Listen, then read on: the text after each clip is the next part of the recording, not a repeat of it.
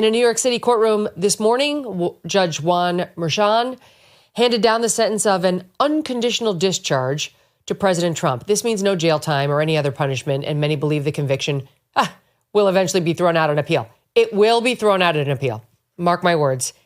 It's going to be thrown out on appeal. It actually stands a very decent chance of being thrown out by the New York appellate court right above this guy, Merchan. And I believe the New York State Court of Appeals, this is eventually going away. So enjoy it while you can. You can say convicted felon right after you refer to him as Mr. President. And it will be a limited period of months. And then it will get reversed. And so will that label. And you helped to get him elected. So with this lawfare, I hope that makes you feel good at night. I'm not exactly sure why the Democrats feel so smug about this. None of this stopped the prosecutor of Donald Trump in the New York State Supreme case, Joshua Steinglass, from droning on. This man is ridiculous about just how terrible of a man he thinks Donald Trump is. Watch. The defendant's conduct before, during, and after this trial also merits consideration. Instead of preserving, protecting, and defending our constitutionally established system of criminal justice, the defendant, the once and future President of the United States, has engaged in a coordinated campaign to undermine its legitimacy. Far from expressing any kind of remorse for his criminal conduct, the defendant has purposefully bred disdain for our judicial institutions and the rule of law. Such threats are designed to have a chilling effect, to intimidate those who have the responsibility to enforce our laws. Put simply, this defendant has caused enduring damage to public perception of the criminal justice system and has placed officers of the court in harm's way. Sentencing the defendant permits this court to enter judgment, to cement the defendant's status as a convicted felon. And that's what it was all about.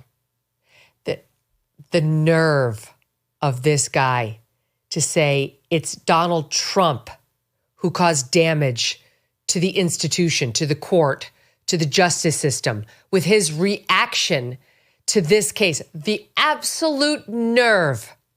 Talk about putting the cart before the horse.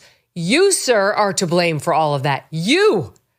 Donald Trump called it out for the joke, the absolute insulting joke of a proceeding that it was. You caused the lack of trust in an institution that had been mostly previously respected. Even President Biden, when he pardoned his son Hunter, called out how he doesn't trust the justice system. So please spare me. This whole thing was rushed to sentencing by a judge who was determined to be able to call Trump a convicted felon for that reason only, because it's been about politics from the start. These losers wrapping themselves in sanctimony.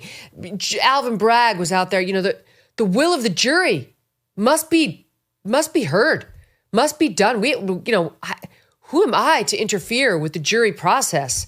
The judge too. We're just like public service servants who have to do what the jury said. Otherwise it'd be a real insult.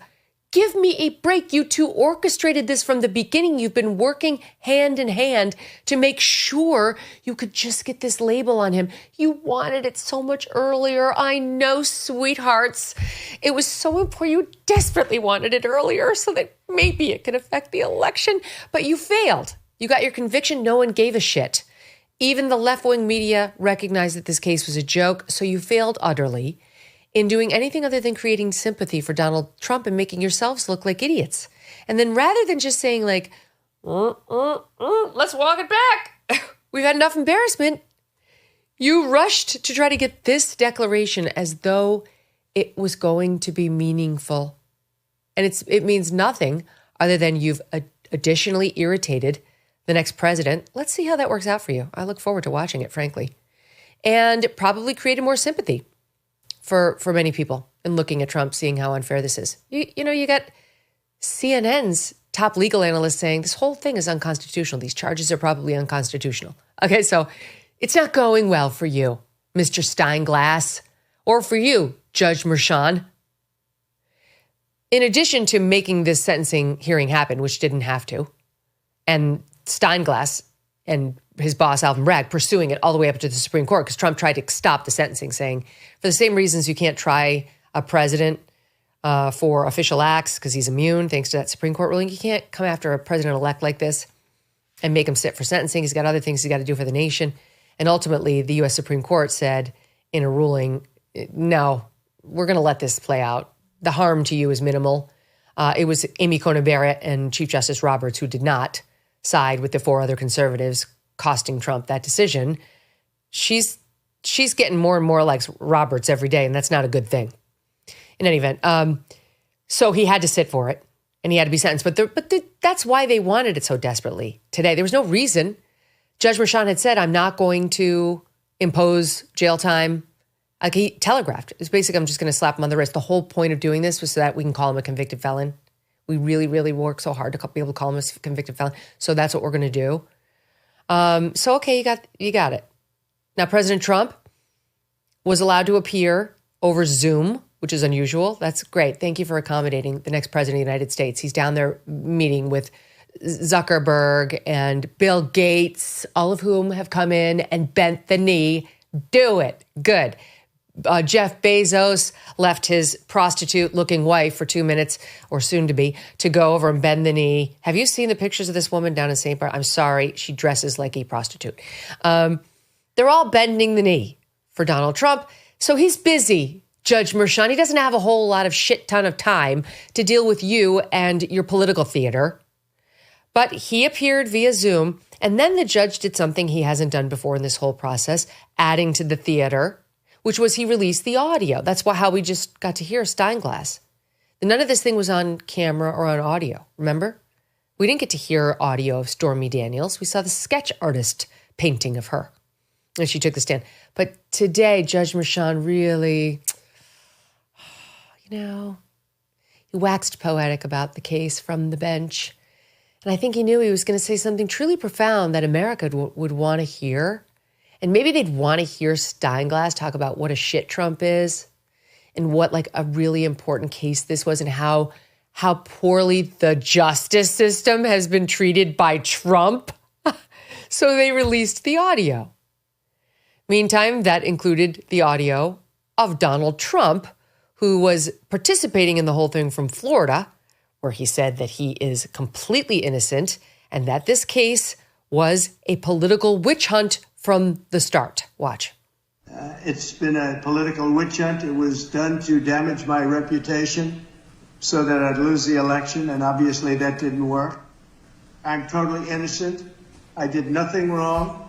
They talked about business records, and the business records were extremely accurately counted. I had nothing to do with them. That was done by an accountant. This has been a weaponization of government. They call it lawfare.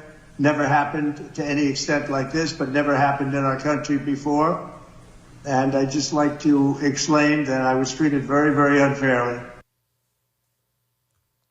Judge Merchan, who, again, he could have done this not at all. He could have done this with no audio, or he could have done this, if necessary, after Trump's presidency, but no, rushed it on. He could have given the evil Trump, who interfered with an election. That's what Steinglass said. He made this from a stupid business records case in which he wrote down legal expenses for money he gave to a lawyer to make a nasty complainant go away. That sounds like a legal expense to me. They turned it from a business records case into a hush money case into a federal election interference case, one that the feds refused to bring. He could have given him up to 4 years in prison. That's serious business. You interfere with an election. The scheme that he was actually accused of, lying to the American public, committing fraud so that they wouldn't know what they were electing. It was all lies. All of it was freaking lies. So, but if you follow their logic, he deserved 4 years in prison, right?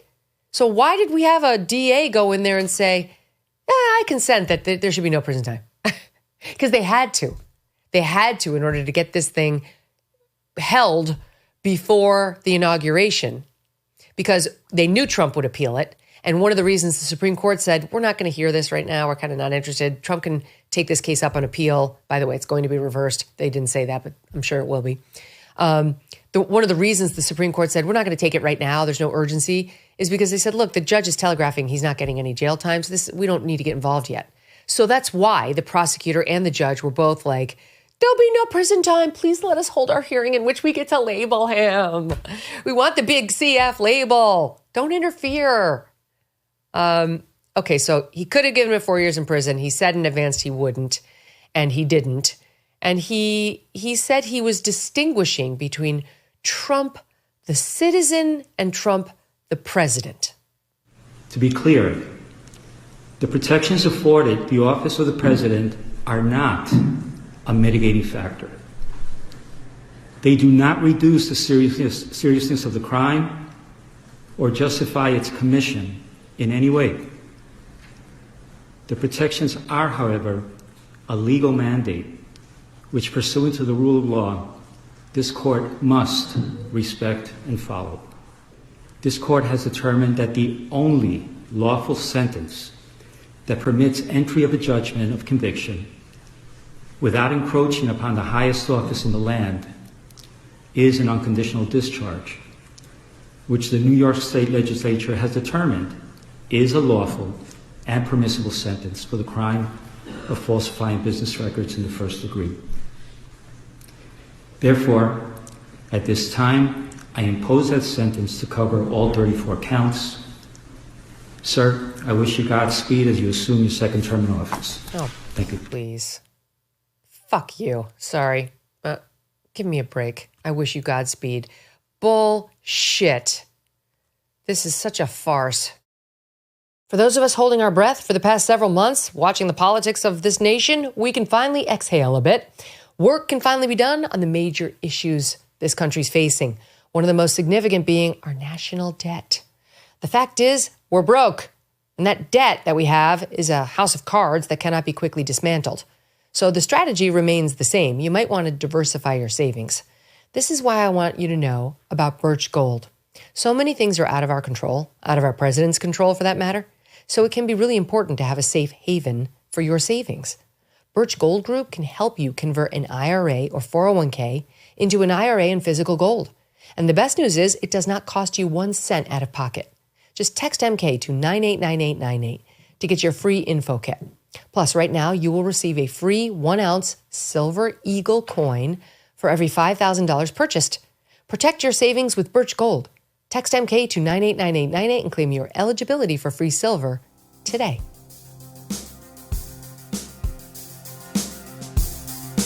Thanks so much for watching. If you like what you just saw, hit the subscribe button for more clips and full episodes.